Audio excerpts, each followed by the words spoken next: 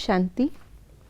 आज 26 सितंबर 2025 है और आज देवी की पूजा स्कंद माता के रूप से होती है, अर्थात माँ का स्वरूप। जैसे माँ सभी के लिए शुभ सोचती है, सबका कल्याण का सोचती है, हर एक का ध्यान रखती है, हर एक की नब्ज़ जानती है, सब बच्चों की नब्ज़ माँ जानती है। ऐसे ही हम आत्माओं का भी इस समय संगम पर यही कर्तव्य है, जगदम्बा बनकर के सारे विश्व का उद्धार करना। और इसी के लिए बाबा हमें रोज़ इशारे दे रहे हैं कि कैसे अन्य आत्माओं को भी हम प्रेरित कर सकें। तो आइए सुनते हैं आज के बाबा के अव्यक्त इशारे। अभी अच्छा अच्छा कहते हैं, लेकिन अच्छा बनना है यह प्रेरणा नहीं मिल रही है।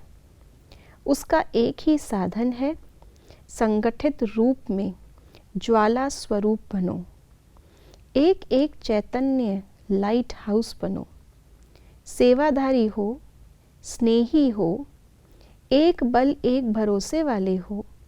यह तो सब ठीक है, लेकिन मास्टर सर्वशक्तिवान की स्टेज पर आ जाए तो सब आपके आगे परवाने के समान चक्र लगाने लगेंगे। ब्रह्मा कुमारियाँ ज्ञान बहुत अच्छा सुनाती हैं, इनका जीवन बहुत श्रेष्ठ है, इनकी बातें बहुत अच्छी हैं, इनका स्नेह बहुत अच्छा है, इनकी खातिरदारी बहुत अच्छी है। ये तो जग जाहिर हो गया है, लेकिन इनको ऐसा बनाने वाला हमारा ही पिता है और वो हमें ही ऐसा बनाने के लिए आया है इनके द्वारा, तो हमें बनना है। ये प्रेरणा अभी ज़्यादा लोगों को नहीं है। कोटों में कोई, अभी भी कोटों में कोई ही है। इसलिए बाबा कहते हैं जब तक सारी आत्माएं पिता को ना पहचाने साथ कैसे जाएंगी। इसीलिए इस समय पर हम आत्माओं का ये कर्तव्य है, जो बाबा को पहचान चुके हैं, कि ना केवल अपना स्नेही रूप हम दिखाएं, लेकिन जैसे देवियों को एक तरफ स्नेह रूप भी दिखाते हैं तो एक तरफ शक्ति रूप भी दिखाते हैं। लौकिक में भी कहते हैं अगर बहुत ज़्यादा टू मच स्वीट हो जाएगा तो वो भी अच्छा नहीं है सेहत के लिए। तो यहाँ पे प्रेम तो कभी भी हानिकारक नहीं होता, लेकिन उस प्रेम के साथ साथ लोगों को परिवर्तन करने की शक्ति उस प्रेम में समाई हुई होनी चाहिए। तो बाबा कहते हैं कि हम सिर्फ प्यारे नहीं हैं, लेकिन हम शक्तिशाली भी हैं, और इस शक्ति के द्वारा हम क्या कार्य कर रहे हैं ये अब स्टेज पर प्रत्यक्ष हो।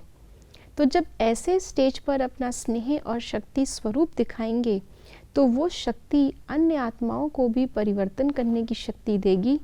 और जो ऑलरेडी आत्माएं चाहती हैं परिवर्तन होना, लेकिन हिम्मत नहीं रख पा रही, वो आत्माएं अपने आप खींची चली आएंगी, जिनको बाबा ने कहा परवाने, अर्थात फिदा होने वाले।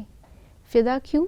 क्योंकि पुरानापन छोड़कर हमें भी ऐसा बनना है, ये प्रेरणा आए, हमें भी अच्छा बनना है, ये प्रेरणा आए। इसलिए बाबा ने हमें ये स्मृति दिलाई है कि जैसे बाबा दादियों को बोलते थे कि आप तो संपूर्ण बन गए, लेकिन राज्य किस पे करेंगे, सबको साथ लेके नहीं चलेंगे।